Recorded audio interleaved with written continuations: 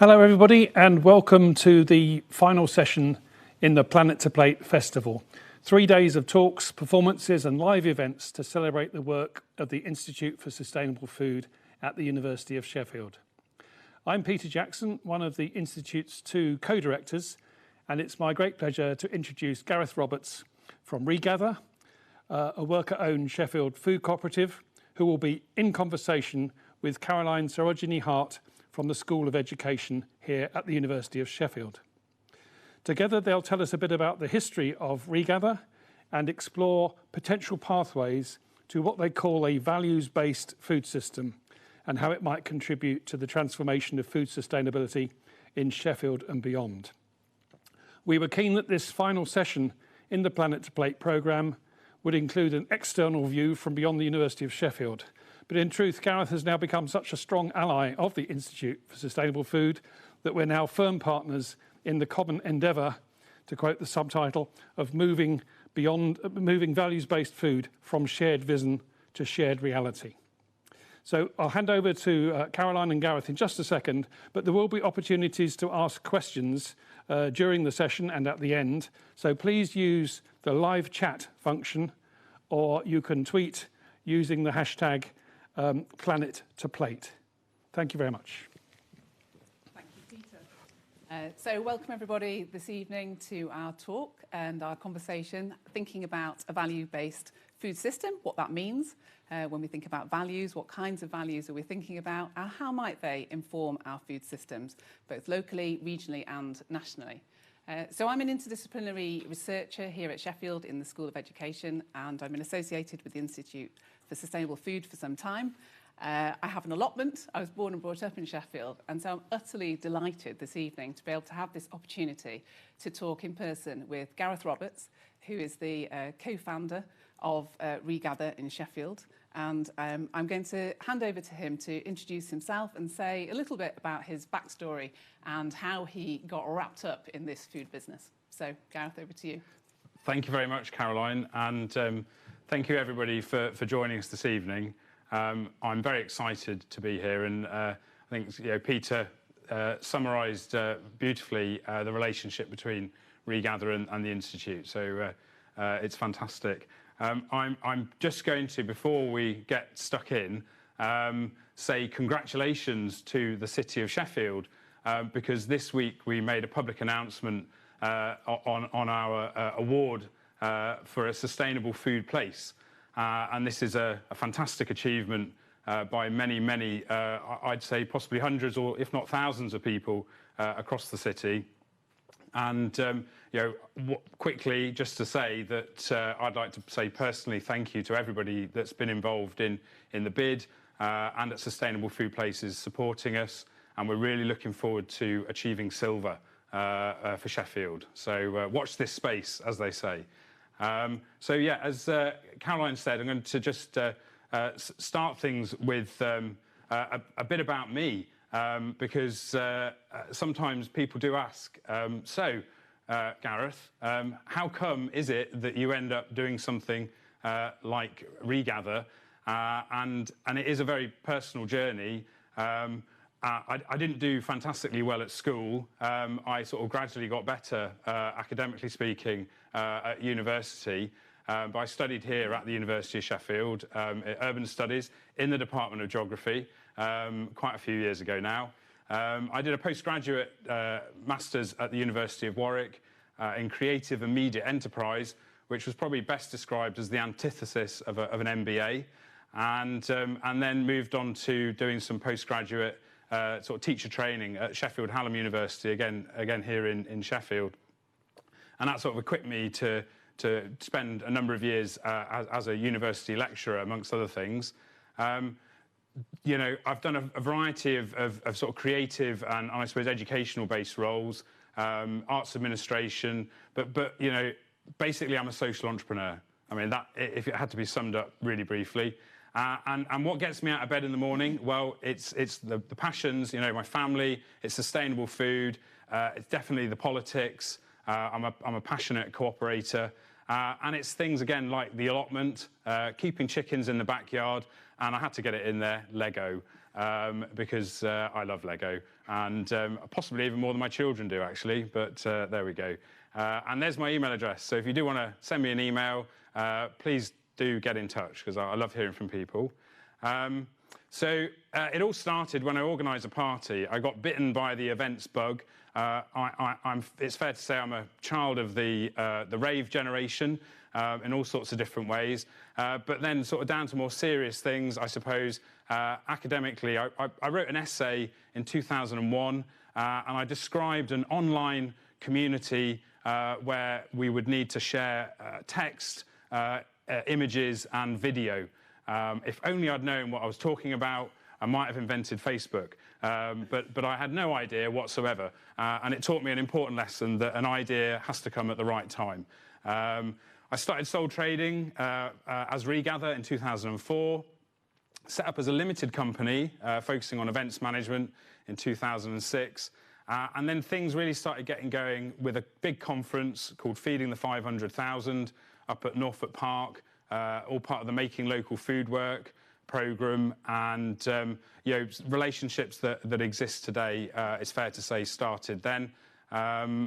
We set up the co-op, we found our premises in Sharrow, and it took us some time. I'll explain a bit about that shortly, but to get the trades going, to get a better understanding of what our social purpose was about, and really establish Regather Works as a venue and as a food hub. As trade grew and developed, we then moved over to a community benefit society model with a rule change and a bit of a name change as well, and really started focusing on the food system. And more recently, it's all been about setting up the farm and scaling up our food and drink production. And obviously, more recently, we've seen the substantial disruption of COVID. I will touch on that later on as well. So a bit about the inspiration, why a co-op. So I mentioned I'm a child of the rave movement, but I also spent a lot of time in scouts, in rugby, organising big community festivals, and essentially that's all about working with people. That's the raw material, if you like, that I love working with and getting involved. Another really important inspiration is this idea of the precariat. People I was growing up with, I was at university with them, coming out of university into a situation where it was that kind of gig economy setting, and there weren't the sort of safety nets, there weren't the big institutions, so we had to find a way of navigating that, and that's what really gave birth to Regather. Having that support, that solidarity is incredibly important. As the business developed very early on, it was very much driven by community needs, and this passionate belief that a values proposition must be lived and shared to work. I strongly I'm against just abstract description of values. I think they have to be practiced, and sometimes you have to get things wrong in order to get things right as well. That thing about ideas at the right time, my first impression of co-ops was pretty poor, actually. I've got to say, I won't go into the details because, that's a long time ago, but it just made me understand how important those first impressions are. And I think that's made me and my colleagues at Regather really understand that you've got to capture people's, not just their attention, but you've got to get their imagination, their aspiration, and the inspiration. And in the end, why co-ops? Why not just other forms of social enterprise? It's about hardwiring mutuality, okay? And it's about getting that community wealth building actually really hardwired into the business. So the first sort of set of talking points, I've called them, these big challenges, because that journey, as I've mentioned, is quite a few years, and it's not been without challenges. I've always said that Regather is based on this notion of making a model out of not knowing what we wanted to do, which is very counterintuitive. And if there are any questions out there in the audience, it'd be great to hear about what that actually means. But it meant that we had to adapt, and there was a lot of adaptation and evolution of Regather as we went. And I've always talked about the triple whammy of doing something like Regather. There are many people like me doing all sorts of amazing social enterprise and cooperative enterprise things, but I think we all share this idea of, we're doing something that's difficult. We're doing something that is, I believe, a product of market failures, of a failure of capitalism as an economic model, and these things are hard to do. It's easy for capitalism just to chuck it out the other side and say, well, there you go, sorry, we can't do that. But actually, it does need picking up, it does need addressing, and it's difficult. When you're doing it through cooperation or social enterprise, you're doing it differently, and that's really challenging as well. And then, importantly, you have to do it well. It's got to be done to a standard and a quality. So this triple whammy of difficult, different, and doing it well, really, really, challenging, but really, really important. Becoming sustainable, that's the same for any social enterprise, that kind of juggling of commercial versus social purpose. Unfortunately, we fell in love with an old, listed, inefficient building. That was always difficult. And that meant getting out of that building into the community was very challenging. But where we are in Sharrow, we are surrounded by very, very dense populations from all walks of life, and engaging with that local resident population has easily been one of the most sort of positive and life-affirming experiences that has come with Regather. The last three, managed growth and unmanaged growth, founder syndrome, planning for success. I think about those as like old problems, and then I kind of remind myself that actually these are everyday problems. How do you manage growth? Unmanaged growth is as hard to deal with as no growth at all.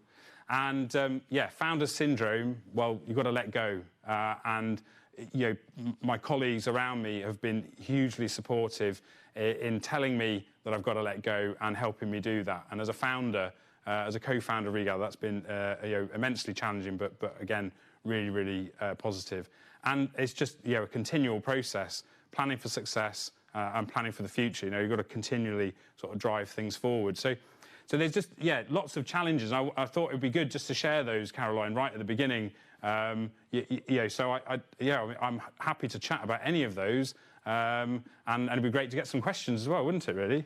Thank you, thanks, Gareth. And I love your enthusiasm. And there's so much to pick up on here, because immediately what springs forward is that it's actually quite complex what you've been kind of going through, and I'm picking up that there's a lot of emotion in here. There's the kind of the adapting, being flexible, evolving over time, grabbing hold, then letting go. And trying to develop that vision, not just yourself, but also kind of thinking about that local community. So there's so much kind of going on here.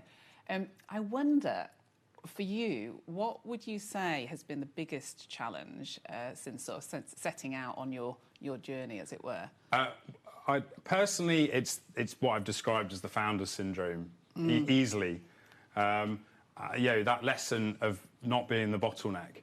And starting off as a sole trader, you kind of learn, to be your own boss, and that becomes quite ingrained. And I'm institutionally self-employed. That's like a feature of who I am, because of how I made a living. But over a period of time, personally speaking, it's that process of coming up with new ideas, driving them forward, but then being in a position where you can kind of step out of that and let others come in. And it's like letting your children leave home without kind of sort of asking them whether they've got their coat on or not, that kind of thing. So now the other thing is that interesting. You've already brought up capitalism, which is brilliant. So I think we could go into a whole kind of political philosophy discussion, but maybe not this evening. But it strikes me that that part of this journey is about finding your values, finding the kind of what is the kind of the bedrock. And we have talked a bit about Regather, and I know you're going to go and talk about that in a while. But you've talked about actually the need to earn a living. So it's like we may not be quite ready to kind of throw capitalism out. But I just wonder, again, sort of thinking about your journey, how do you sort of that sort of balance, if you like, the kind of frustrations with what you kind of see in the world, and then what you've tried to bring? Well, I think, yeah, boiling it down to making a living is a useful, massive oversimplification. But it does help kind of hone the attention on things that, matter, because if you do want to build an organisation, at some point you have to bring other people in. They have to be able to access stable employment, which is satisfying to them and what they want to do, with their lives.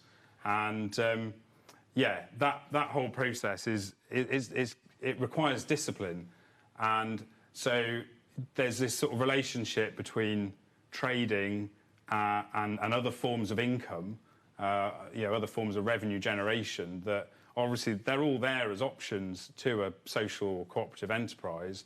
But when you're having to think about the sort of trading aspects, that really, when you've got to pay the bills, you've got to pay the rent, and maybe even contribute back in through not just taxes but business rates or community sort of reinvestment of proceeds in various ways.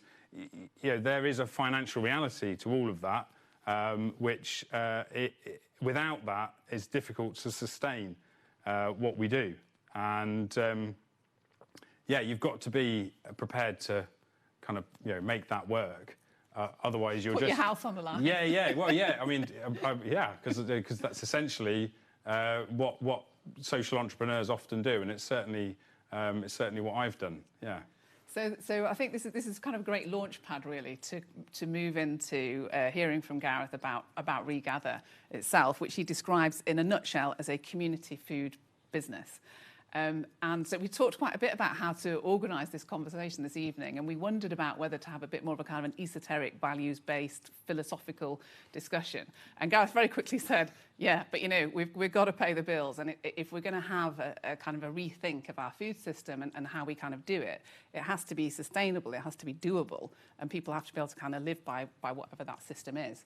And so the tack that we've gone down is to start with this really practical example of Regather, and to learn from Gareth's experience of actually how can you financially make that work, as well as socially make it work, and kind of gather a big enough team to kind of push forward and realise the enterprise.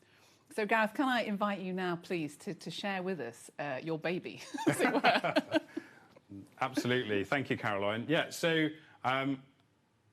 I thought the second part of this evening's talk needed to start with a map. Being roots in geography, maps are good, and this map is of Little Sheffield, a pre-industrial Little Sheffield, and that's where Regather is. So the red arrow indicates in this map.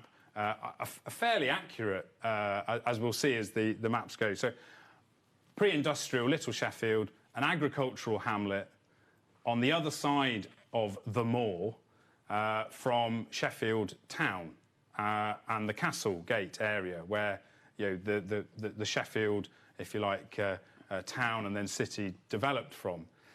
You can see the road, the arc there, which, as you'll recognise later on, is London Road. But what's important here is the field system, and the way, particularly around Regather, we've got an area which later on, if I move forward, I'm skipping over decades, if not hundreds of years, in each of these maps. I move forward here. It's a slightly harder to view map, but in there, I'm not going to put the arrow up just yet, you will see the word Club Gardens. And so what started off in Little Sheffield as that quite densely, what looked like planted set of fields, has now become a complex of essentially allotment gardens, where people were growing to sustain their diets, but also, as far as we can understand from the history that we've looked at, there was also a really important kind of well-being, leisure type activity. And again, the arrow indicates there where pretty accurately we can start to pick where Regather was situated. And so you've still got the arc of what is now London Road, but the club gardens there. So moving on, again, skipping over from pre-industrial into an industrial Sheffield. And for the historians in the audience, you'll have to forgive me, I'm not going to even try and date these maps because I know I'd get it wrong. But as you can see, Regather is there, and just because of where the map is, we've sort of moved slightly towards the city centre, but without fail, what you can see is the arc of London Road there, but very importantly, where Regather is now, where those club gardens were. Obviously the club gardens have gone, they've been replaced with very, very dense terraced back-to-back housing, but the name's still there, Club Garden Road, and that's the road that we're on, the Club Garden Road. And in industrial Sheffield, we can move them forward to a Google map, a ubiquitous feature of contemporary life. But yeah, a post-industrial Sheffield, and there is Regather, there's London Road, and there's the Club Garden Road, which gets its name from those fields back in Little Sheffield, to the Club Gardens, to now Club Garden Road. And we're incredibly fortunate. I mean, I found Regather cycling around the city on my bike, looking for premises for a business that I knew had to come out of my house because there was a family on the way. And we ended up finding the building that we're in. But we have, you can see just that tiny little pocket of green space that exists now behind the Regather building on there. And we'll talk about that in a bit. But we've gone full circle. And the narratives that we've picked up aren't just around food, but they're around the organisation of labour. So whether it was pre-industrial, industrial or post-industrial, Sheffield's labour organising, whether it's the Little Mesters tradition of the industrial period, or for us in the post-industrial period, the kind of precariat, the gig economy that comes with the economic conditions of our time, or whether we go back to the pre-industrial and we're talking about itinerant agricultural labour, moving around, working on a seasonal basis on the land. Those are the really rich narratives that we draw on at Regather and share, and that's the sort of cooperative solidarity, I think, that kind of we hope sort of starts to really sort of come through in what we're doing.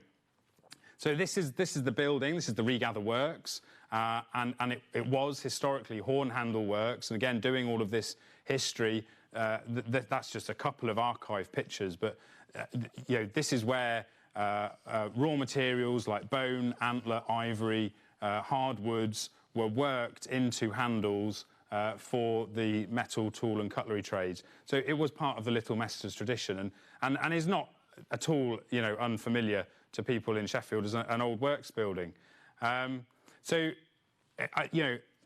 Why spend time talking about the history? Because it matters. It matters deeply to us because those are the narratives that we've discovered by being in this building in Little Sheffield, and that discovery of the Club Gardens. When we were like, how come it's called the Club Gardens? And then local history was like, they were called the Club Gardens because they were growing food. For a growing city, it was just absolutely brilliant. So the Regather Works building, it's a food hub. It's our main premises. It's where we have our office facilities. It's where we pack all of the logistics, of the box packing, and it's where we have a micro bakery, which is something that's in the pipeline and soon to become a key part of Regather in the next few months. We've got the Club Garden space I mentioned there, so an urban green space. It was one of the first things we did when we moved into the building. We secured a community garden licence from the council. We've managed it since then with planting plans. We've planted hedgerows, fruit trees, and we've always engaged members of the local community in the development and in the labour involved in making that happen. It's also home to the mini farm, which featured in an earlier event in the festival a couple of days ago with Hamish Cunningham and myself doing a bit of a video from there. So that's a very exciting development for the club garden. And we have the Regather Farm out in the Moss Valley. So again, this is relatively speaking, a more recent development of a 4-acre market garden, an 8-acre agroforestry development, and a 2-acre area of meadow. And Doug, if you're watching, hi. But he's also possibly busy with his child. So it's got agricultural buildings. We've had to put in a borehole, build access trackways, put in polytunnels, again, with the support of the Institute for Sustainable Food. And when you start with a bare field, but your vision is for a 15-acre mixed farm, you've got to break some eggs basically to make the omelette. So it's a really rich range of activities. I wanted to share in this slide the kind of the community that makes up the Regather community. It's always sort of changing and dynamic. And the key thing I like about this slide is just it's not just about shared values. It's about for us cooperative principles. It's about sharing a geography. It's about sharing a kind of ideally as the Community Benefit Society develops over a period of time. It's also about sharing governance. Because these are what matter in our opinion about making decisions. It's about the resources, and I always sort of put a question mark against the way of life because very early on we'll always go back to this joke. Someone came and said, "You're not a cult, are you?" And we said, "No, of course we're not a cult," which is exactly what a cult would say. And there's always been this sort of thing there. So anyway, it's a bit of an in-joke. But the key thing is, values must be lived. They've got to be shared. Otherwise, what are they? They're often tacit. You've got to dig deep, and they're very sometimes misunderstood. But it's that community and that sharing of all of those different things that I think is really rich. That's the richness that we love. So there's another picture of the Regather building. A bit more life in it there. The bikes and people. Certain aspects of that aren't happening at the moment, which is obviously incredibly challenging and disappointing. But they will come back. We look forward to that. And this is by no means. This is just a visual representation. It doesn't do any justice to the farm. The best thing to do is get yourself out to the Moss Valley and walk down Walkabout Creek, which is a footpath down the side of the field, and you can look over the fence and see what's going on. Even better, become a volunteer. But essentially what we've got there is a field next to some woodland, the Newfield Springwood, and the farm has come about through the development of relationships over a 10-year period, and from personal experience, we share just how difficult it is to gain a viable foothold in our agricultural food system in this country. There are so many reasons. I'm wearing my Land Workers Alliance T-shirt this evening in solidarity to the other land workers. But we need more farmers and we need better food, definitely. So I'm going to just quickly skip through. So pre-COVID, we operated the box, the farm. We were making beer, cider and apple juice. We operated a bar with a whole range of ticketed events at the Regather Works. And we were doing events left, right and centre, including the Folk Forest, a big annual 2-day music festival. We were about to celebrate its 10th anniversary just before COVID-19 struck and the pandemic started. So, there is a bit of a hole in our collective heart where the Folk Forest was, it has to be said. And the club, with the music, comedy, film events, and very intimate venue. 50, maybe 70 people if you're in for a squeeze. But it just meant that we had somewhere where people could get together, and associate with one another and whether they were box customers or whether they were just there as attendees, there was always this really rich mix of people around there. Now, that's pre-COVID. So what does that look like post-COVID? It looks something like that. So huge chunks of what we were doing no longer viable for various reasons. I'm not going to dwell on them this evening. This is not what the evening's about. But COVID's had a huge impact on Regather, like it has on many other businesses. You can see the bits in yellow. So we saw more than a doubling of our weekly customers, our households subscribing to the box. That doubling took place in 5 days. And there is a fantastic video which Megan Blake did that's on the Institute for Sustainable Foods website. I think Foodworks and Our Cow Molly as well, about the impact of COVID on our businesses. So do watch those if you haven't seen them already, because they really capture a moment which I think we'll look back in time as being incredibly significant as well as very, very challenging. The other yellow is the Regather Kitchen, which in amongst all of this kind of mixing and to and fro in and change, we've had to kind of really seriously think about productivity, making the business work, making the assets that we've created over 10 years at Regather Works, do what they need to do. So we're really looking forward to making much more productive use of our kitchen as a micro bakery, making sourdough and fruitcake and much more. So I'm off to the School of Artisan Food in a couple of weeks on a micro bakery course, and my brother's a baker already. And we're really excited about taking up the mantle of Tipple Tales from Jane Stammers, who's a long-standing member of the good food community in Yorkshire. Regather's going to be picking up the mantle there with Tipple Tales. Fruitcake. You can't go wrong, really, can you? Okay, so what's the other bits here? I'm going to whistle through this. This is the financial picture. So, these matter.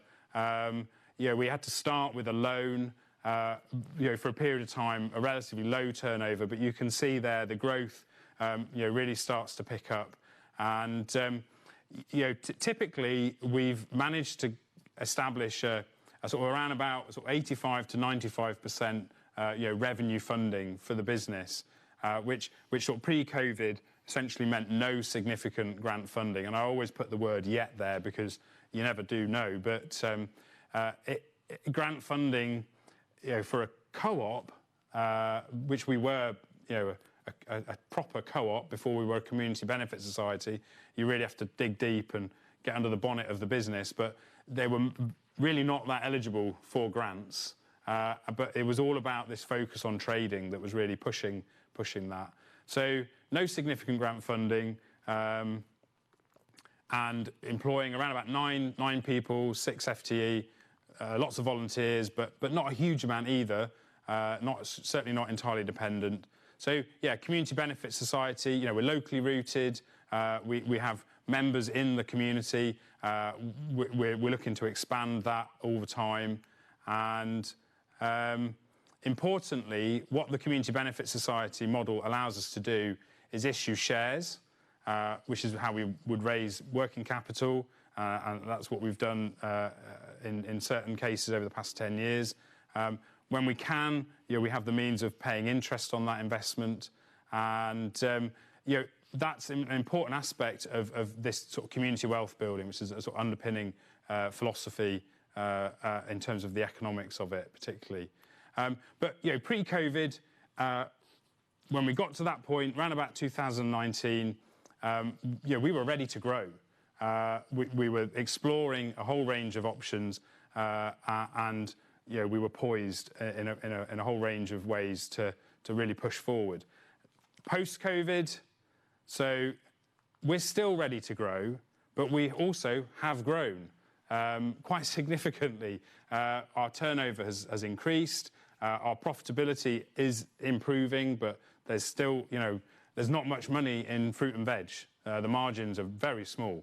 And, you know, when you're putting all of that back into other social purpose activities, as we do, you know, you've got to find the right balance. But we are sort of around about there, you know, minus £2,000. It's not the end of the world. It's a manageable loss, and we're looking forward to achieving a small surplus. It looks like we will do over the next year or two. But it's a balance, you know, you really, profit, you know, reinvestment, absolutely, it's important. We're employing a lot more people, and you know, again, as I said, we're ready to grow. Okay, so I'm sort of trying to create a sort of point again where we can maybe just explore some questions here. So instead of big challenges, these are about kind of regather, if you like, sort of growing up a little bit along the way, and but also kind of recognising certain features as strengths, but also recognising sometimes they can create sort of, you know, weaknesses and vulnerabilities. So yeah, you know, we are the precariat. So as a generation, we're there volunteering, we're self-employed, you know, we're part-time employed, we're potentially on zero-hour contracts with certain employers. Even large institutions may also use zero-hour contracts. So, you know, there's a whole range of different ways of making a living. How does Regather fit round all of those to enable people, you know, who have a particular look or sort of view on life, you know, particular shared values? How do you create an organisation that allows them to associate and find solidarity with one another without, you know, losing what's kind of the vitality of that? So it's a challenging balance, I guess. Creating the jobs that we need, you know, so often Regather can be articulated as a way of achieving the employment that you want, but not always what you want is what a community needs, and it's, you know, and isn't necessarily economically sustainable either. So yeah, you know, what are the jobs that we need in the now and in the future, and how do we create an organisation that can create those and sustain those? Theories of change, we've done them. We've done lots of workshops, but if you had to boil it down, it's about increasing household income. That's it. Yeah, which sounds incredibly simple, I know, but you know, we've often found ourselves in conversations with people from all walks of life, and you find yourself really sort of having to address abject poverty on one hand, and, you know, aspirations on another, and you know, all sorts of challenges in between. But in the end, you know, if you can find a way of building an organisation that increases household income, you start to address so many of the issues that would otherwise just sit there as being symptoms of a bigger underlying problem. And so our theory of change is increasing household income. So that's what we're still doing. So there's a lot of economics there around the community wealth building.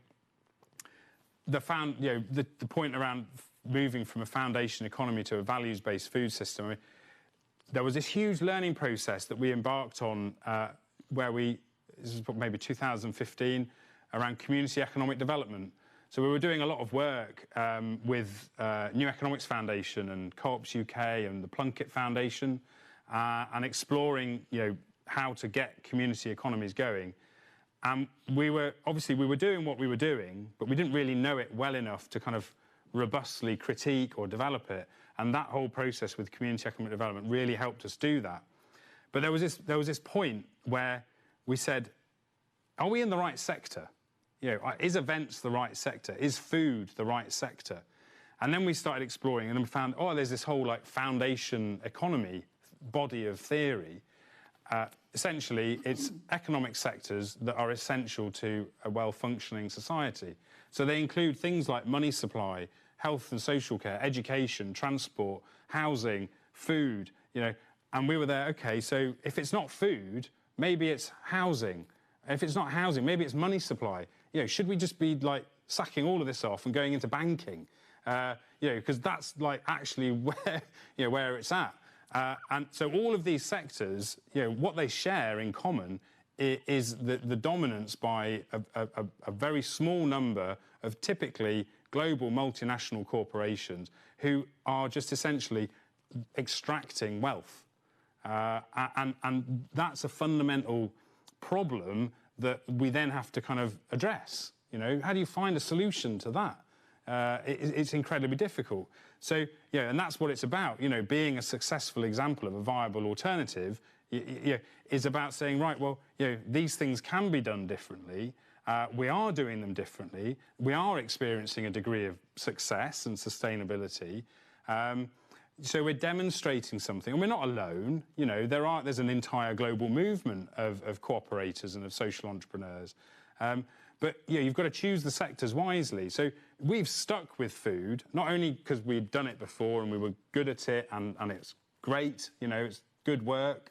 Good food is good work.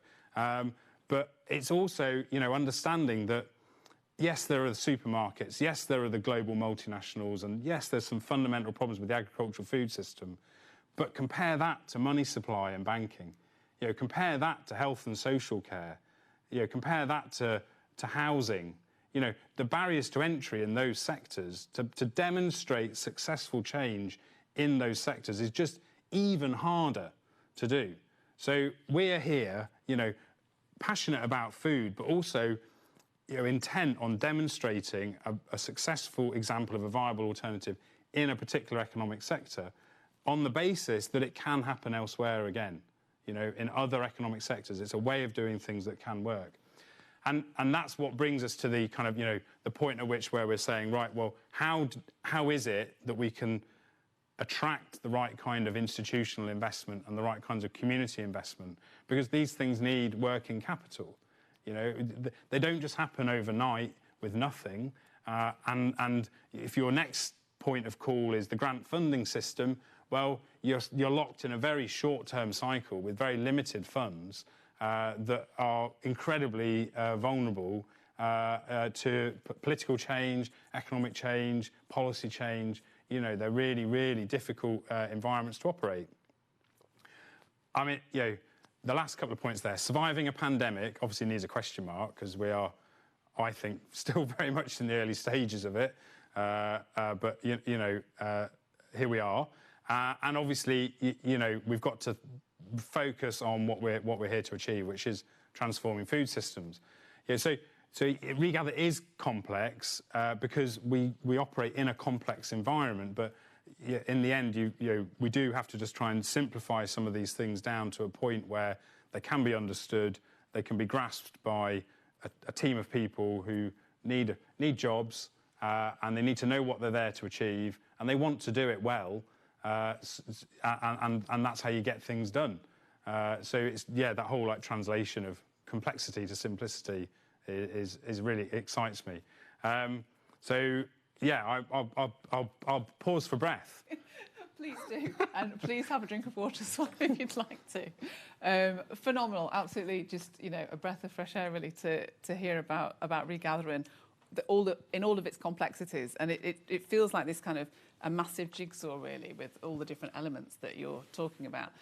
But one of the things I'd like to home in on is that idea of a viable, I think, what was it, a viable example of a sustainable alternative? Yeah. No, what did you say? A successful example of a viable alternative. A successful example of a viable alternative that you think about in one sector of society, but then also think about how might you be able to scale that up or replicate that or model it or mirror it in other aspects of society. And I think that's a really interesting idea.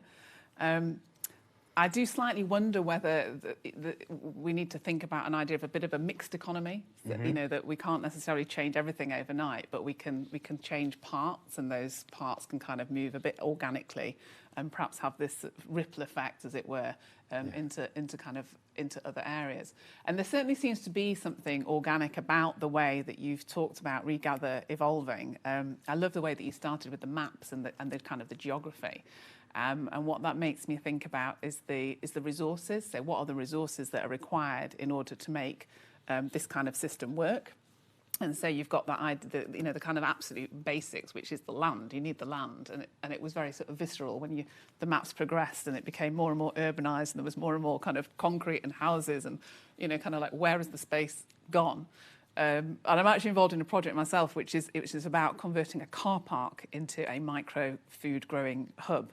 And if you like, trying to sort of reclaim some of that kind of land that has been concretized, as it were. Yeah. So there's that idea of the kind of the resource in terms of the kind of the land and the space.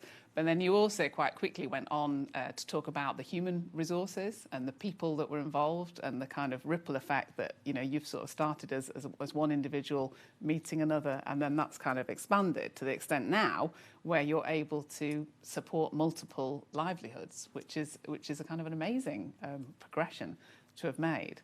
And then you went on to talk about the networks, and I know many of the people that are joining the session tonight will be well aware of the multiple networks that Sheffield has. But I do think Sheffield is quite a phenomenal place for that. I think it's quite unique in some respects in the way that we have these many communities, but also many interactions between them, and more organisations and communities that are supporting the idea of sustainable living, whether that's through food or through other ways of life. So I think you've kind of woven a tale, if you like, building almost like a tapestry, if you like, of kind of bringing together these strands of kind of, the land, the people. You talked about the financial side of things. You've talked about this idea of the networks and the community and how it kind of comes together. And then again, you gave us that very sort of great imagery of, I know it was a kind of a simplified overview of the community farm, but again, we kind of get the idea of the different ways that land is being used and how that is then feeding back into the community.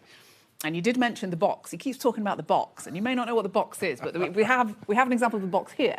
And I think as the talk goes on, we're going to find out what's in this box. My colleagues would be very displeased if I didn't talk about. I'm trying not to touch things that are in the box, so we will definitely going to get back to the box.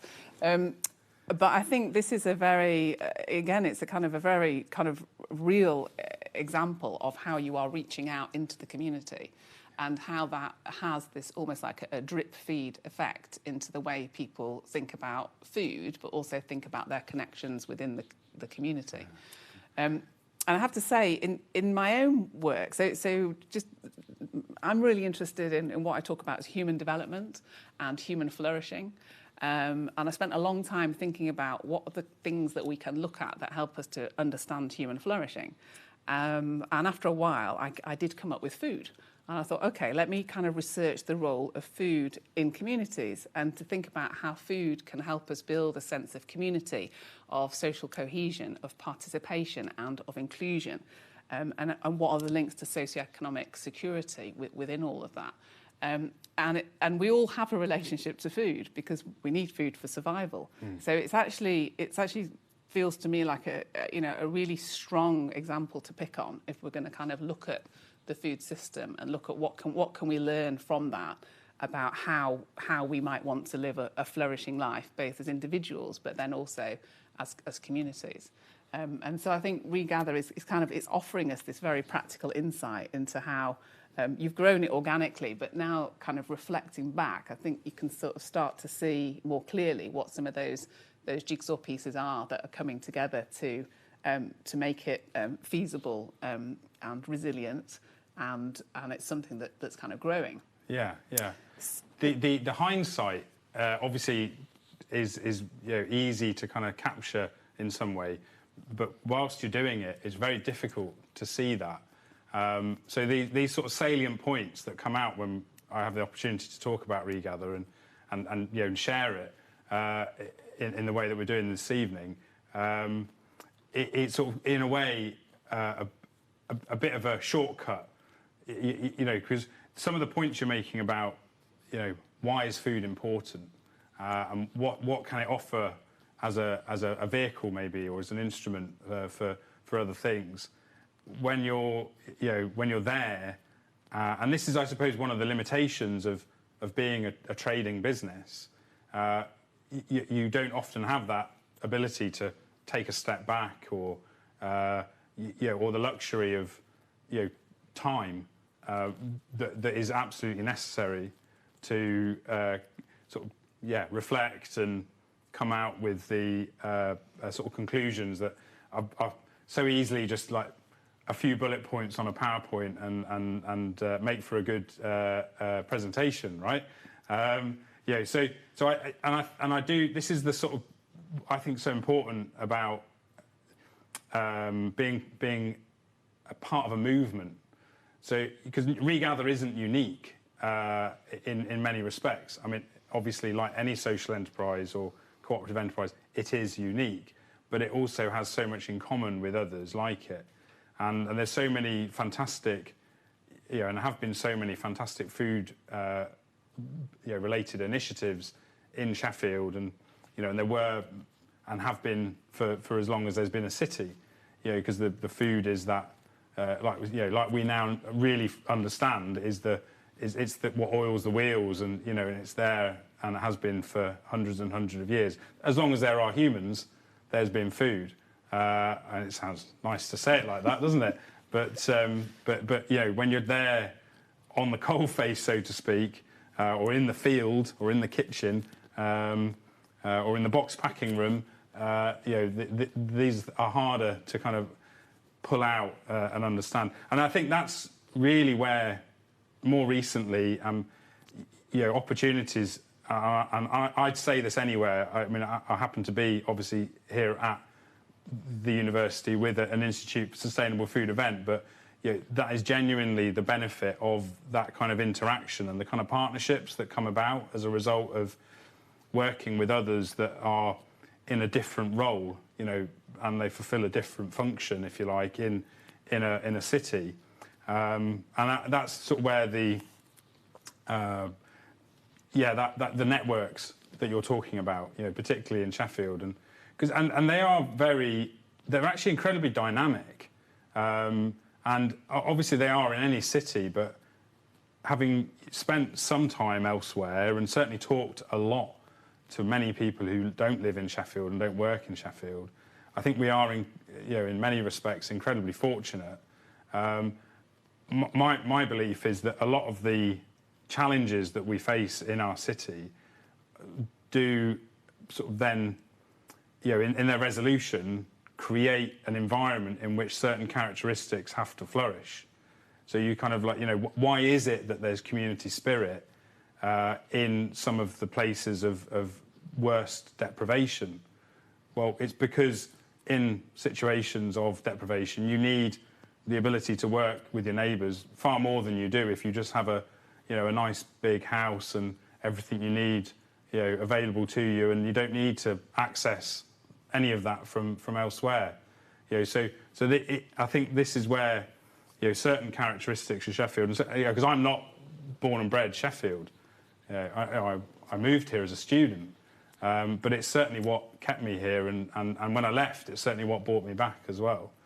So it's very funny. So I have to pick up one thing. So I'm very fortunate. I feel very privileged. I do live in a really nice. I live in a nice place. I have sheep. I have sheep as neighbours. Oh, okay. And it is lovely. However, I have to say, I still desperately feel the need to go to my allotment and to kind of and to be in that space. And I think there is something about our emotional connection to the land, to food, to growing, to I don't know, just touching soil and kind of feeling the warmth of the soil and all of that.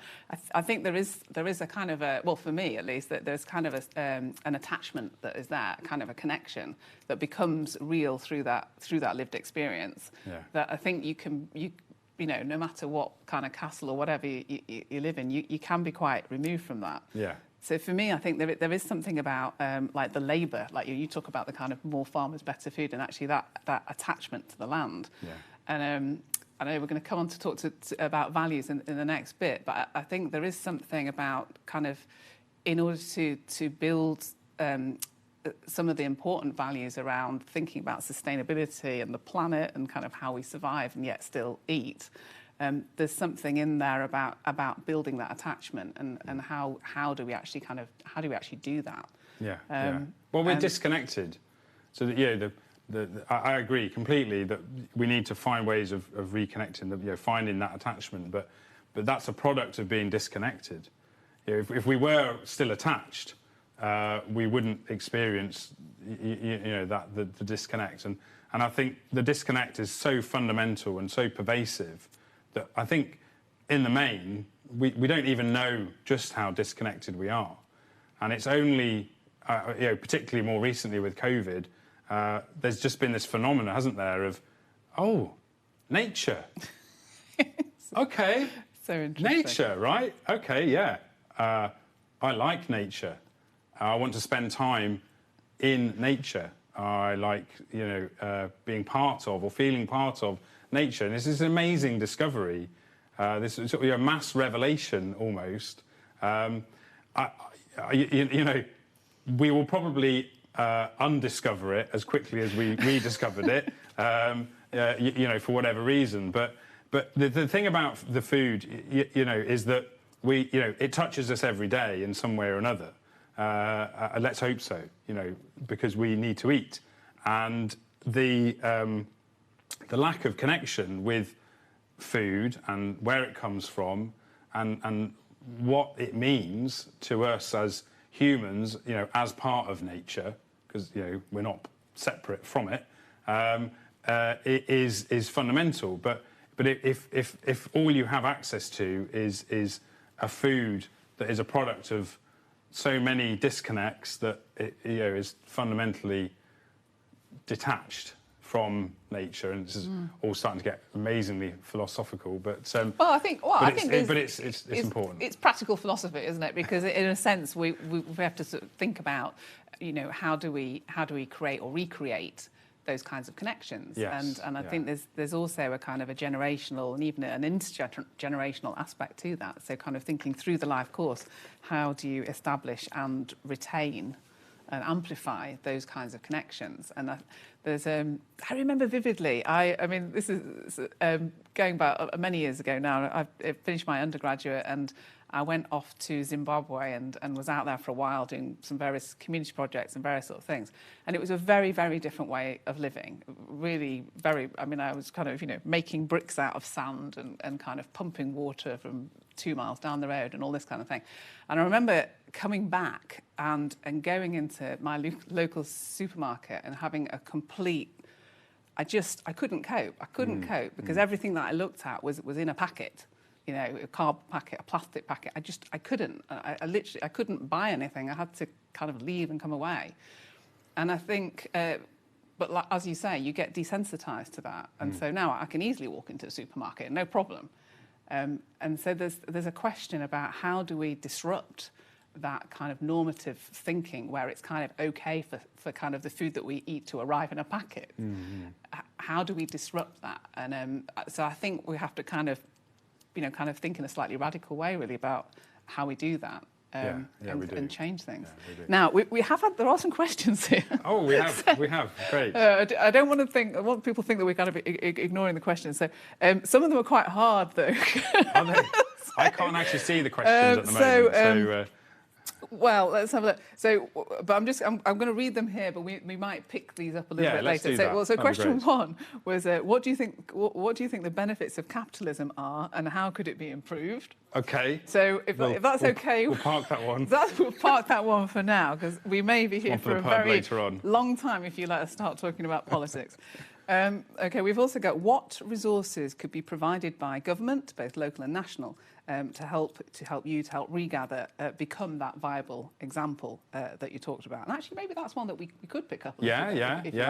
Should we do that now? Yeah, let's do that now. The next one looks really hard as well. Excellent. Keep the questions coming. Yeah, absolutely. This is good. Everyone's thinking, which is important. So I think our model seeks to create investment opportunities, but investment in a community benefit meaning of investment.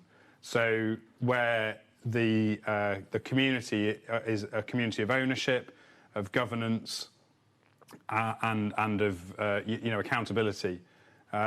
So the conventional mainstream, if you like, the mainstream kind of business model is that there is investment. Yes, there's ownership, there's governance, there's a form of accountability, but typically, to shareholders and people who are, in a position of responsibility as employees. But the ability for that model then to kind of connect with a wider community that then might sort of benefit and hold that corporation to account is much harder to do, and particularly with a majority shareholding kind of model, where you can very much concentrate power in that structure. Whereas the sort of the community benefit or the cooperative model of investment is a one member, one share. So it sort of short circuits the majority shareholding kind of power grab with something that's more equitable and more distributed. So our model is based on creating investment propositions that investors in all forms, whether that's anchor institutions like universities, local authorities, who have borrowing facilities that are some of the cheapest available to them. And obviously there are other ways that money is spent and invested in current sort of conventional ways that could be done in different more sort of community benefit models. So I mean, this is happening in all over the world. I mean, it was happening before capitalism has done what it did historically. And I'm not sort of to the barricades. Where's my flag? I've been on anti-capitalist marches. I've done reclaim the streets. I've been part of that movement, social or political. But there comes a point where you've got to offer a viable alternative. Just shouting at it doesn't work because it doesn't listen. It is a psychopath, and it behaves accordingly. And to expect it really to do much else. And so I think there's this really complex relationship currently playing out and has been doing for a while. But I really think it's coming to a point where capitalism's kind of going, oh, yeah, actually, we've got some problems here. And there is an awareness of that. The big corporations are kind of aware of the limitations that their current business models face. As do governments, whether that's China or India or the UK or the US. They want their societies to function well. They don't want to kill their populations, quickly or slowly. They want them to thrive, right? But they don't know how to do that through the capitalist model. And there are alternatives, but yeah, it's about creating investment propositions that allow money to move. It's got to come out of one part of the economy, whether that's pension funds, savings, shareholding in big companies. It's got to go from there to somewhere else where it can do better and still function as an important, economic sort of function. Ideally, the equitable redistribution of scarce resources. So it's a good old-fashioned supply and demand.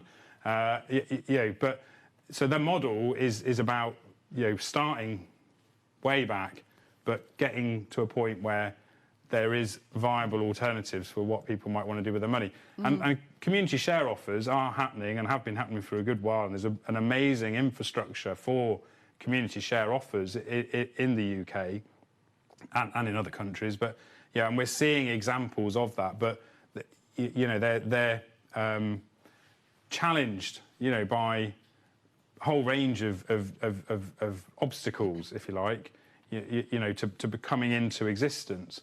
Whereas the pipeline and the resources and the economic kind of doctrine and the political kind of ideology is still entirely geared around the development of the kind of trickle down wealth, and GDP is the best indicator of well-being, and global flows of money are what we need, and blah blah blah. Anyway.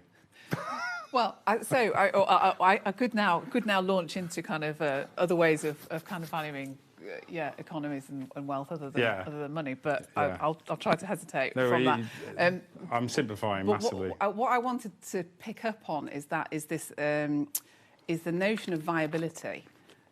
So what makes a viable food system? And we've talked quite a bit about kind of money and that we have to be able to kind of make money. And so someone gave me an example the other day when I was talking about digging up this car park to kind of build this kind of eco, micro food growing garden. And they said, yeah, but you want to grow peas, but you're never going to beat Bird's Eye. Because that's it. They harvest them, they freeze them within an hour, they're on the shelves within 2 hours. You can't do better than that. You can't get a kind of a better pea at a better price. And so we kind of had this conversation, and it was kind of like, well, that might be true, but it kind of depends what people value. Because if people value the fact that they've grown their own peas, Yeah. or that they know the person who grew those peas, even though there might be less of them, they might be slightly smaller, they might not be quite as vibrant green, they may not be quite as nutritious, but they may be nutritious enough, they may be voluminous enough, and they may be affordable, just maybe not quite as affordable. We might have slightly less, or we might have them less often. Yeah. And so I think you do kind of get into this. It is a question. There's a kind of a question of ethics, but also a kind of a feasibility question about what is viable. And there is a kind of there's a spectrum. There's kind of easy viable, which is kind of the mass production, do it as cheaply as possible, kind of throw the chemicals on there and just kind of fill the shelves with food. And as you move along that spectrum, you can start to think about other variables that you might just decide are important. Like you may want to grow organically, you may want to grow more sustainably and have less transport and employ more local people and whatever it is. And so that, I think the question of viability is, it's an ethical question. It's not merely a practical or a monetary question. Yeah, absolutely. And so what I'm hoping, Gareth, is that this Yeah. is a perfect segue into Is it? the third Okay. section Oh. of this exciting presentation that you're giving I thought we us were going this to have evening. another question. So, well, there are other questions, but They can I'm wait. excited about what I know is to come. Gareth has another section that is going to present to us to help us think about the nature of food systems and to get us into the nitty-gritty of values and how we might think about values in the food system, and perhaps also reflecting back on Regather and how we kind of see those being operationalised in the everyday practices of Regather, and the beautiful box, which I'm sure we will hear more about shortly. We will. So let me hand back to you, Gareth, and please do carry on. Thanks, Caroline. Thank you. It's not as big as I'd like, but this wonderful picture of an apple harvest from a couple of years ago is a firm favourite. So yeah, just to sort of bring us back in, I thought, to try and get some key concepts across. So the productive landscape, growing an economy, particular focus on urban food production, and this sort of resilience and sustainability of the wider local food system of Sheffield. This is what has emerged over a period of time as a kind of mission statement or vision statement, I suppose. But it is much more, I think, for us about sort of, how does that look in reality? The productive landscape, just to sort of pick up on this, because it's quite sort of specific to Sheffield, and hopefully over time will sort of become a way in for, I think, a social cultural shift, because Sheffield is the outdoor city and offers a quality of life if you're into climbing and cycling and running and walking in beautiful surroundings. It's on our doorstep, and we are incredibly fortunate for that. And we know as a city increasingly that we value this immensely, and we've found that to be the case much more recently with COVID. But let's add grow and farm to that, because it's let's get that reconnection. Let's go the full extent of outdoor living, the outdoor city concept, because it's a brilliant marketing campaign, and has been very, very successful. And obviously, when you're sat across the table from marketing executives who value their outdoor city dearly, they're like, well, growing and farming is going to dilute the brand identity, Gareth. And I'm like, I know. So, okay, but, let's work out ways of doing this because it is important. And when we look to our landscape in a post-industrial city, let's look more deeply than the kind of the aesthetic or the leisure value of that landscape. Let's really start to get back to what it presents as a living, productive landscape, and obviously food has to be part of that mix. So I think that's a sort of big part of what we're about. This idea of a productive landscape. I'm going to, as Caroline's indicated, my clicker keeps clicking. I want to just talk briefly about food systems thinking, just hopefully develop a better understanding of the values-based food chains, and then talk specifically about a couple of examples of the Regather Box and Fresh Street, a really exciting research project that we were involved in and taught us a great deal. And then just get us back to a point where we can maybe enjoy some more questions and talk about some of these cross-cutting issues. So this is a quick 101 on food systems, and so this is a massively oversimplified and as you can see, circular. Which our food system isn't. So it's all neatly there. But what it's very useful at doing is breaking the food system down into a number of maybe more understandable elements and starting to address the incredible complexity that is our globalized food system. So each of these are key parts of how it is we eat and sustain ourselves. Moving on to another sort of slightly more developed, and what we've got here are similar elements, but they've also then got a few sub-elements and maybe some outcomes or sort of prerequisites that start to kind of give us a sense of, okay, so we can simplify and break down the food system, but we need to start understanding, what is required in each of those elements and what kind of interrelationships we have. And then I'm going to make this a really probably unhelpful leap to what is, I've found to be a very, very helpful food system model. It's what's on the banner behind Caroline, in case you're wondering whether you'd seen it before. Yeah, what I love about this, it's an adapted model. I found it on the internet. We've gone to the people who made this and said, can we adapt this? Can we develop it? And they were absolutely delighted and said yes, by all means. So we've added certain elements to it. It was very North American, from the spelling to certain terminology to entire sort of things missing. But we've introduced that back, a few bits in there, and adapted it. So this is a kind of Sheffield take on this food system model. But what's really helpful about this is it's not just one system. It's got biological, economic, health, social, political. It's got a huge number of elements to it. But what it does help us understand is this complexity, the interdependency, and ideas of food systems thinking. So I conveniently have a slide next, which is about food systems thinking, and this is just about what is it when we talk about food systems thinking that's helpful to then get to a point where we can think about the food system in a way that may lead to the prospect of changing how it works. And this is what this is really about, understanding food systems in enough detail and breaking them down to then rebuild them in a way that they work differently. So obviously a food system has to provide food. So we have these different elements that are all about food provision. And if it doesn't do these, it's not an effective functioning food system. As we've got in that sort of overly complex maybe model, but we have other dimensions to food than just basic nourishment: social, economic, environmental, biological, political, and increasingly digital as well.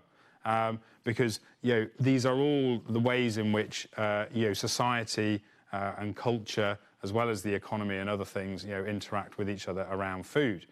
I love this concept of the food shed, and I don't necessarily mean a big metal box on the outskirts of a city. What we're talking about here is a similar concept to a watershed or a catchment area. Or a bioregion, that's another term that gets used in relation to these, but food shed, let's stick with that. So what we're talking about here is kind of geography, land, productive capacity, and importantly, particularly when we're talking about feeding cities, the linkages between urban, peri-urban and rural. So what is the landscape that feeds a particular geography, a particular city? And the food shed is a great way of conceptualising that and starting to explore it. And then my favourite till last, and I think we've already picked up on aspects of this really strongly in our conversations, Caroline, is just the notion of flows. So, food is not a thing, it's a flow. It's a collection of flows, and all of these are embedded and have to be understood because they dictate how come it is, food flows or doesn't flow, as a thing. So it's this kind of complex sort of, interrelationship. But whether it's food as a product or as a service, food as a service, that's a thing to think about. Food, embedded with power, money, data, nutrients, water, energy, carbon, obviously, and so on. This is where food becomes very, very complex and dependent on these flows. So all of these food systems thinking, I've found when we're talking with individuals and other organisations who are I'm trying to help understand what it is we do at Regather. I found any amount of time invested in exploring food systems thinking has been very usefully spent. It really helps people get to grips with not just what we're trying to do, but the problems that exist and how, all of us are part of those problems as much as we are part of those solutions as well, potentially. So, I'm passionate about food systems education, and there's never can be enough of it. So, where does that take us then? So, the idea of a values-based food chain. So, just to sort of open that up a little bit. So, the food, and a values-based food sort of chain, we're talking about the values of both the object and the process of exchange. So not just the thing, but the interrelationships and the connections around the thing, the food. It's really important that we think of producers as strategic partners, not, and I love this sort of bit of jargon that I lift from some of us, interchangeable input suppliers.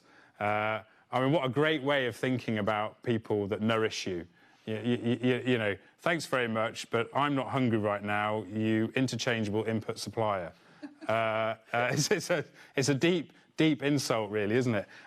So we've got to think about our producers as strategic partners and look at and think about that in a really, really holistic way. And just to talk about customers in this sense. So, certainly at Regather and other organisations such as ourselves, our customers are seeking a values-based offer. They're making values-based decisions about what they want, not just in their homes, but the product of having that in their homes. What happens elsewhere, and and the ethics, which you were absolutely picking up on.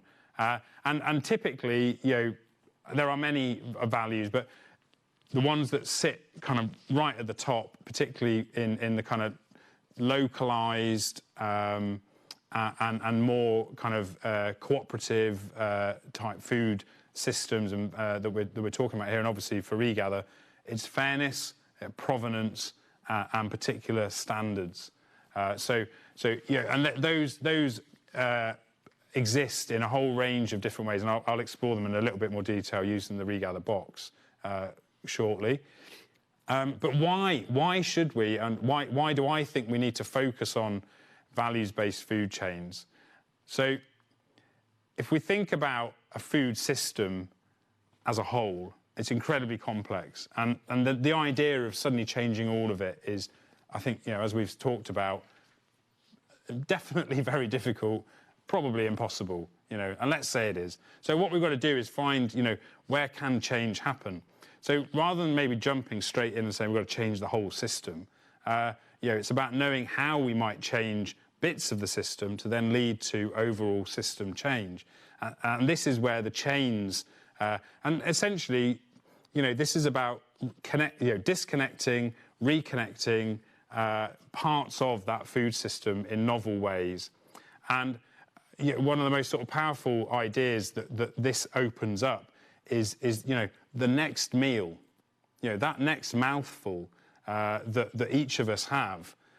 Think about the global chain that connects you in that moment, eating that mouthful, with the rest of the planet, and what's happened to make that food possible so that you're about to eat it. And it's that little kind of chain of connection, and in some cases complete disconnection, that allows us then to start thinking about reconfiguring these chains within the food system as the potential drivers of change.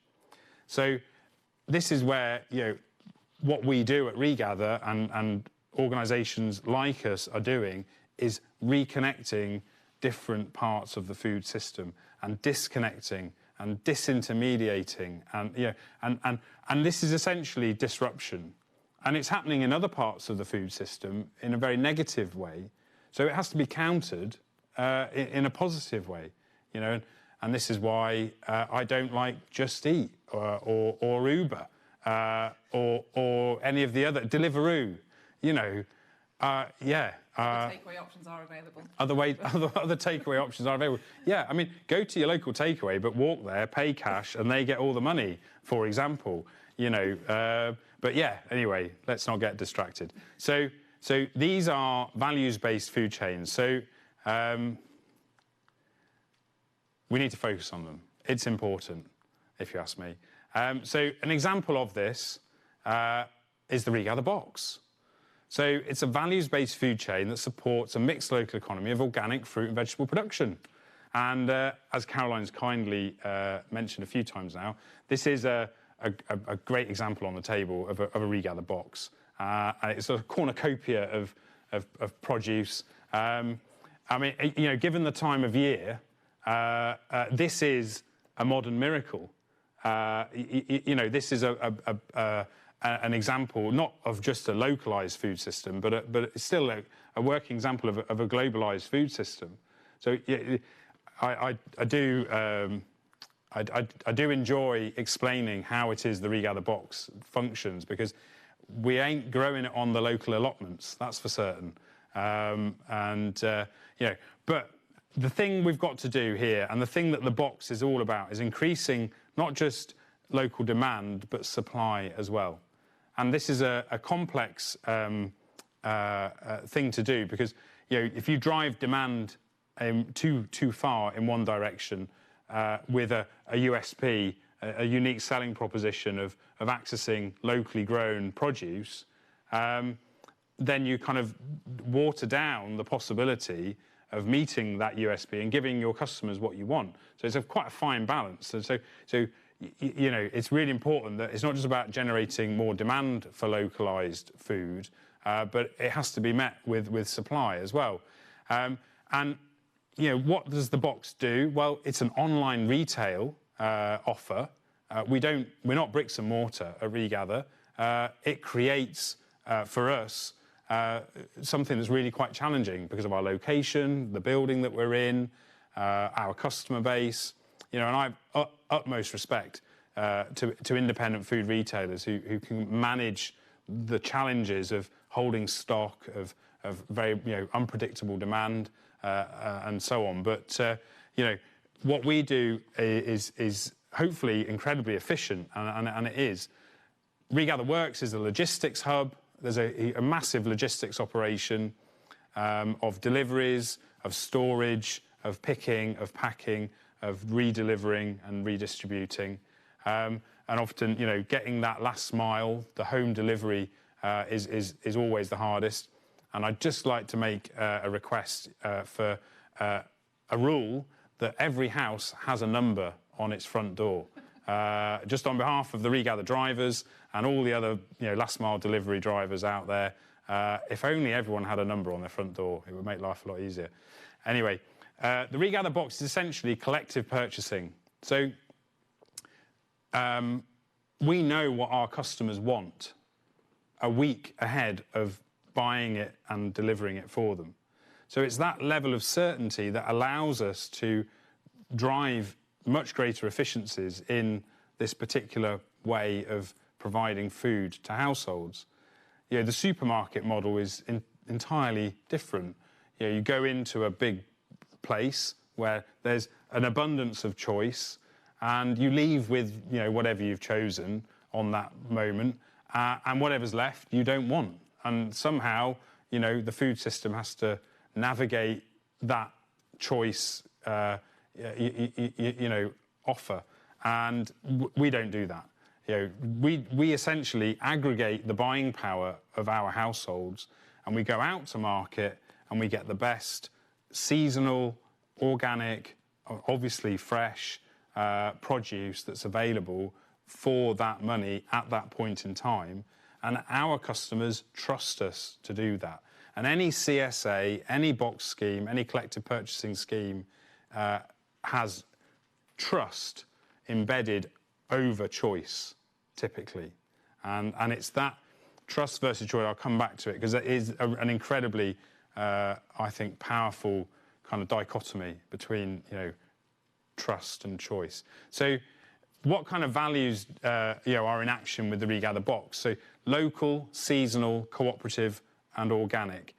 They're weighted terms. Some of them, particularly local, can be, you know, ubiquitous and incredibly ambiguous, and sometimes not that helpful. Organic, another one, you know, comes with a perception increasingly of expense, of not for me, of certain sort of socio-cultural constructs that actually are obstacles to enabling access to that type of food.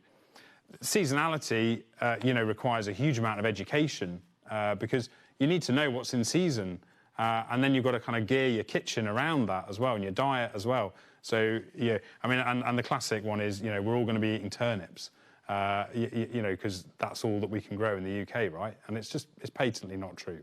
But there is definitely a seasonality.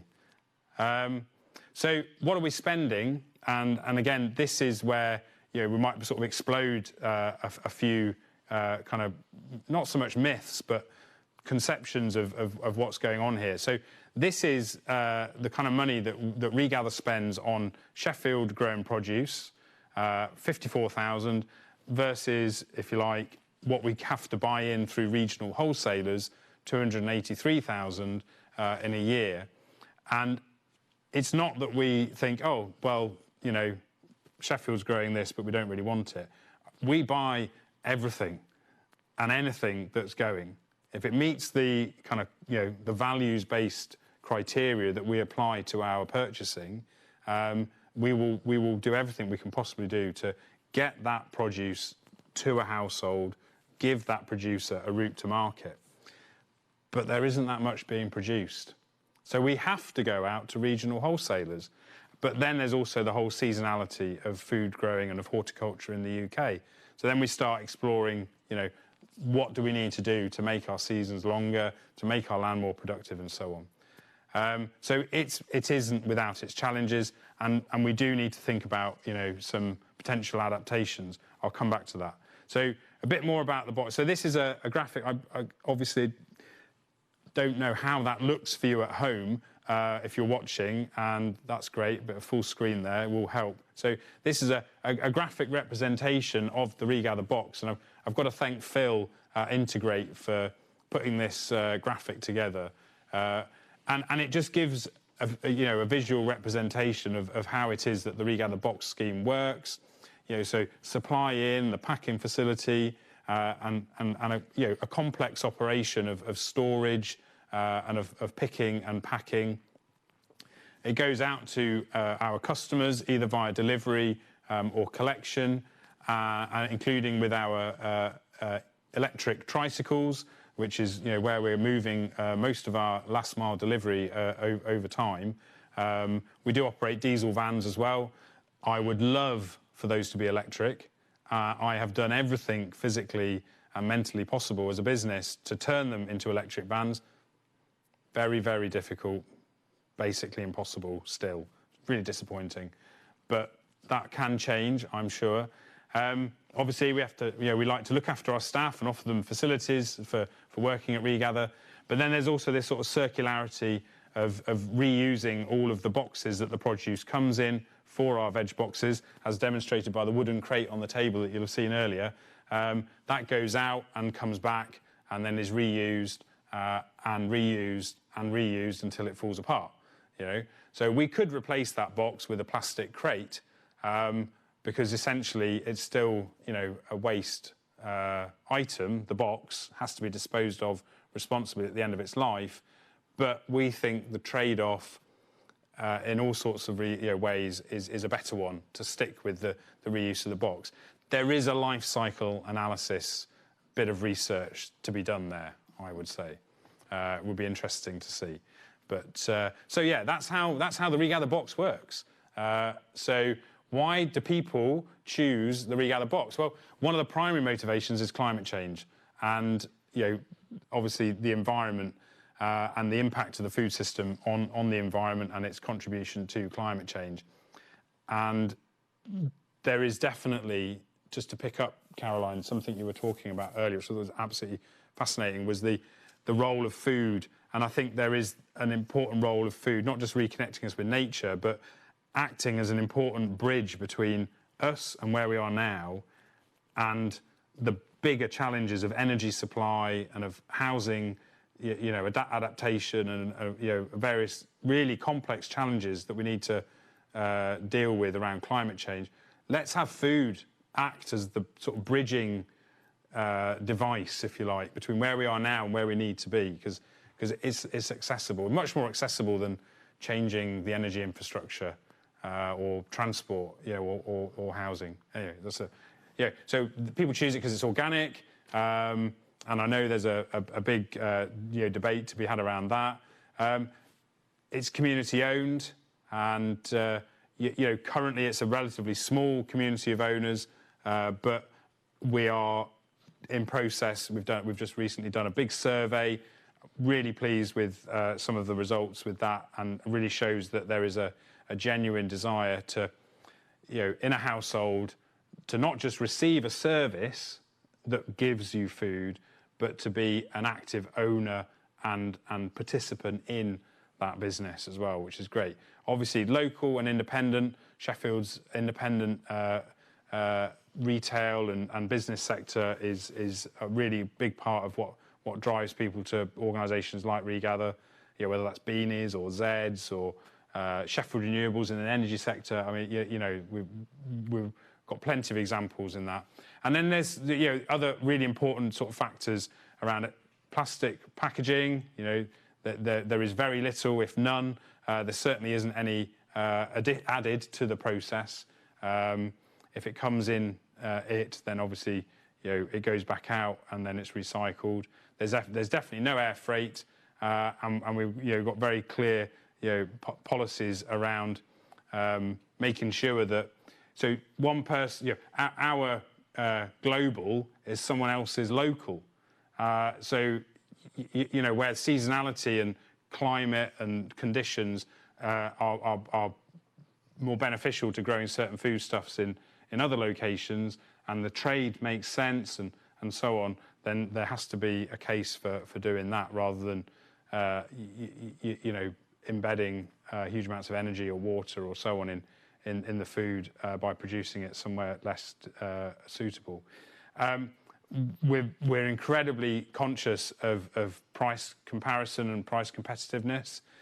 We do regular checks, and we're really proud of the fact that if a household has made a decision to buy seasonal and organic, then we trounce the supermarkets. I mean, we absolutely beat them down on price.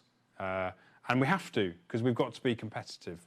And yeah, eating in season. So getting the best taste and the best value, because the seasonality has such a huge impact on price fluctuations. And lastly, we're part of a growing sector. Regather is not unique in this shift towards agroecological or localised food production. So we're part of it. So I'm not going to spend a long time on this, but basically our customers, what do they say? We've done a big survey, and more recently, they buy, less food in plastic packaging. They eat more seasonally. They feel more connected. They get better value for money, and the quality is improved. I mean, that's what we want when we're feeding households, I think. We want that kind of feedback. There's some more figures here. PowerPoint's jumbled them up a little bit there. They were in a neat column. The sort of key things I want to sort of draw out there is, again, this sort of issue of, if we're trying to buy as much as we possibly can, but we can still only get our hands on, £25,000 worth of produce, it's not enough. There needs to be more. If you take our cow Molly, as a business, we're purchasing more milk than we are fruit and vegetables locally. So, obviously we're not the only buyers of locally grown produce, but there aren't that many more.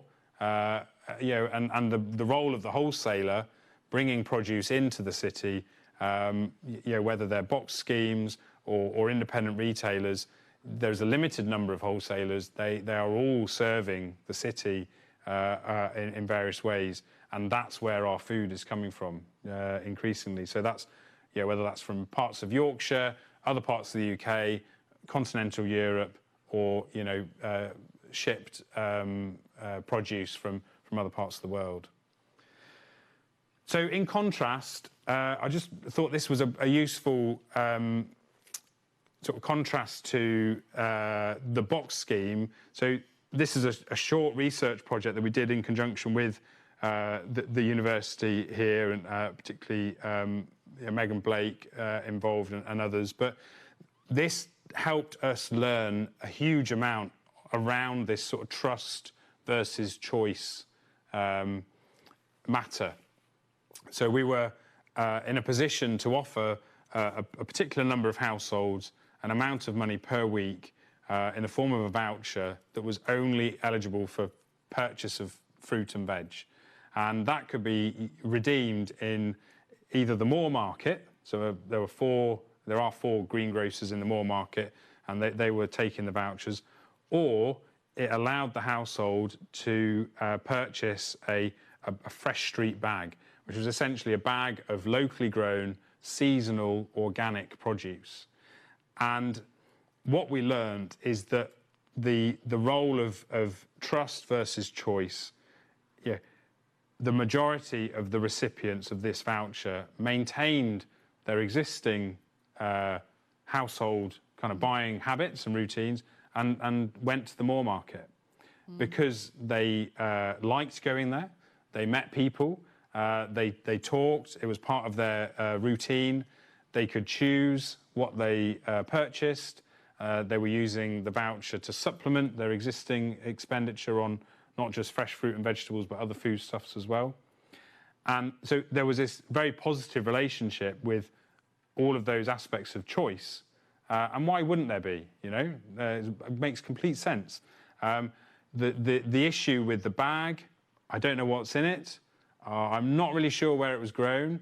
There's some perceptions around organic or local that they're somehow not for me or inferior in certain ways. And having the opportunity to spend time with those households and learn more about those kind of buying behaviours and genuinely what those kind of choices and what the elements of trust needed to be in order to do it. Now there was. I've got a question because that fits in here.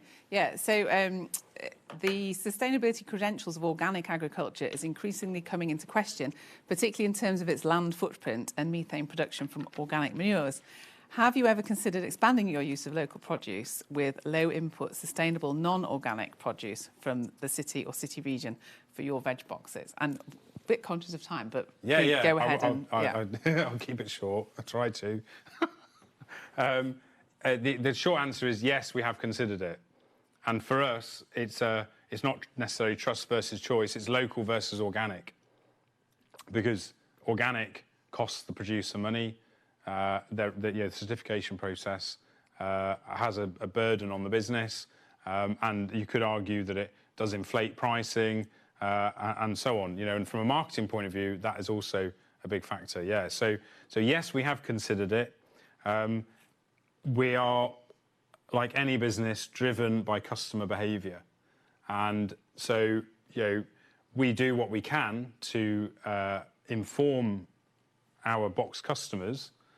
Many of whom have been, like any box scheme, with us for years, and there's always a sort of difficulty in changing behaviour and unpacking aspects of what would be, the issues of going, okay, organic doesn't matter anymore, or it only matters if we can get it.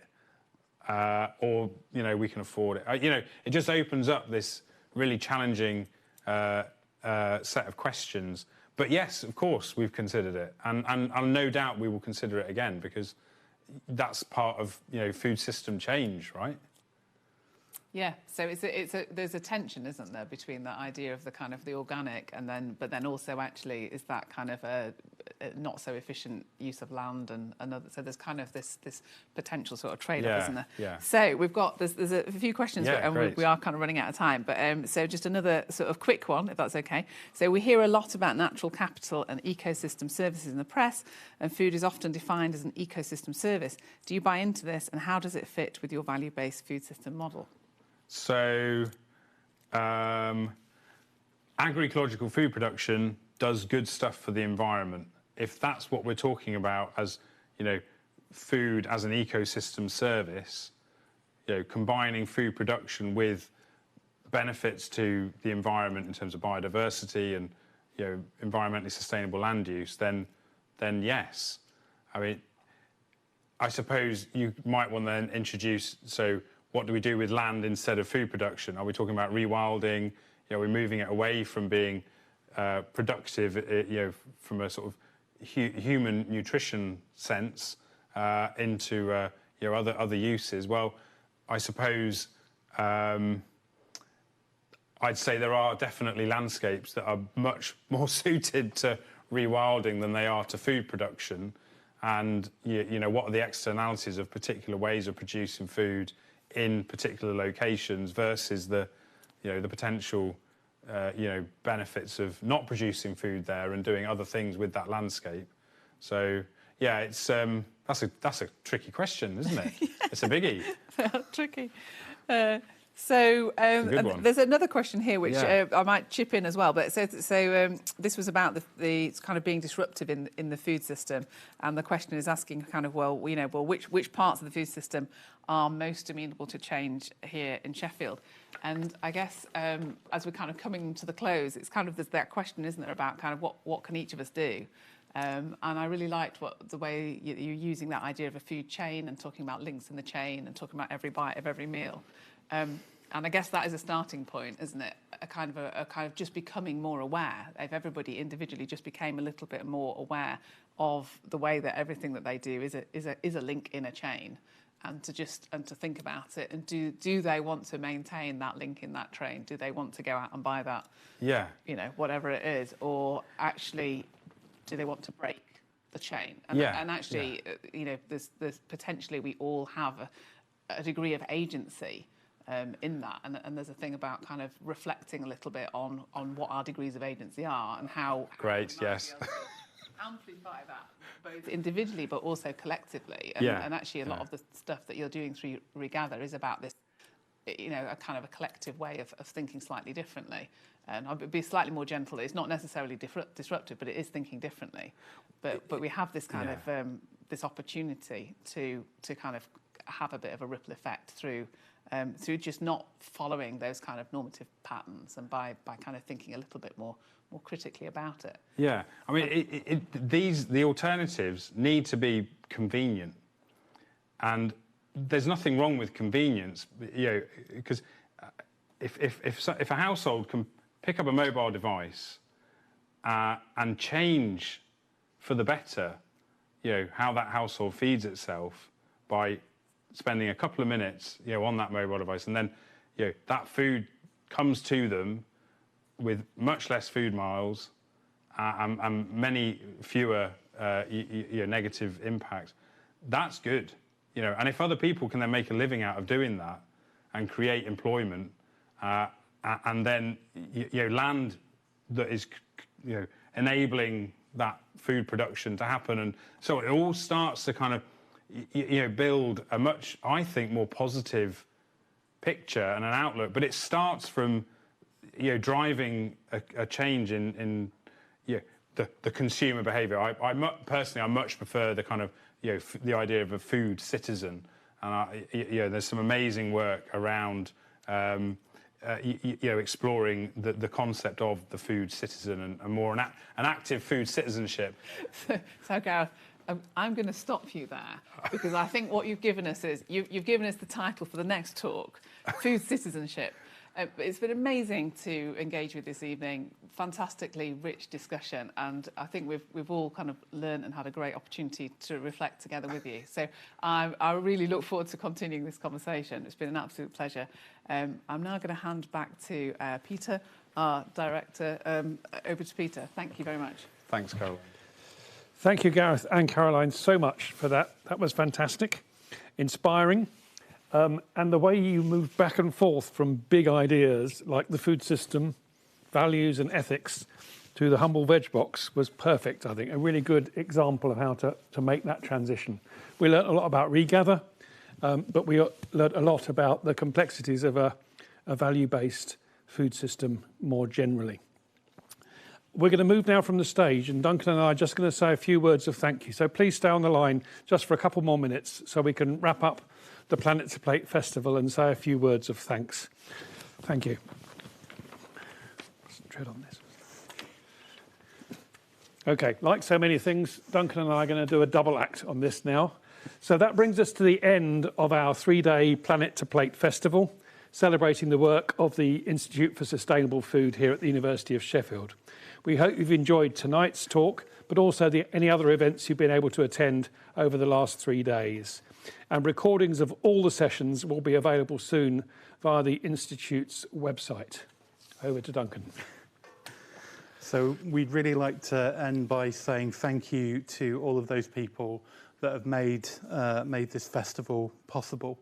Firstly, to our speakers, the artists and performers from 8 departments within the university across 4 of our faculties, really showing, I think, the interdisciplinary nature of the work that we've managed to do so far. And hopefully the next festival we will get all 5 faculties represented. Particularly, we would like to thank the university's events team.